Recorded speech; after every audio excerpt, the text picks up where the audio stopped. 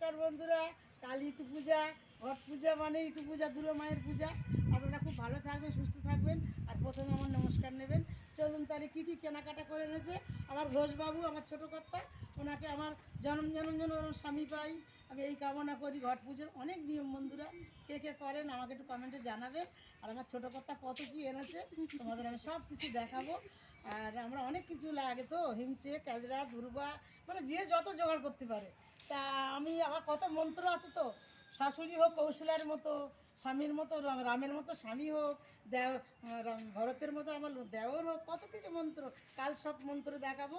কাল সোমবার ঘট পূজা। তোমরা ভালো থাকো, সুস্থ থাকো। দেখো দেখো আমার ছোটো কথা কী কী এনেছে বন্ধুরা, দেখাই। এই দেখো দেখো দেখো, এই দেখো কত ধানের শীষ এনেছে। আর এই দেখো ঘটগুলো সুন্দর হয়েছে না। আমার ঋতুমার পূজা, সবাই বলবে জয় মা দুর্গা, জয় মা দুর্গা। আর এটা এনেছে আমার ছোটো কর্তা সোমপাপড়ি, আর এই বাতাসা, ছোলা বুট, ফল। আবার কালকে সব আনবে। ঠিক আছে বন্ধুরা, আবার কাল পূজার সময় দেখা হবে। ভালো থাকো, সুস্থ থাকো, নমস্কার। তোমরা সবাই ভালো থাকো, সুস্থ থাকো। ইতু পূজার জন্য সরিষার ফুল লাগে, তো চলে গেলাম মাঠের মধ্যে।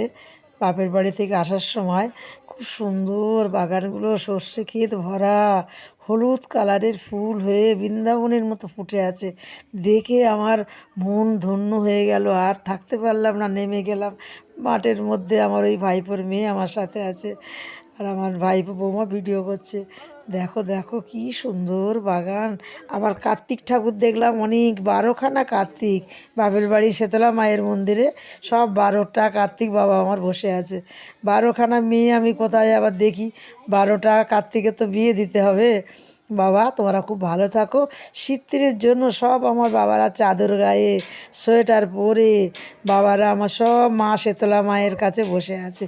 আহা কি ভালো লাগলো। তাহলে ভালো থাকো, সুস্থ থাকো, আসি।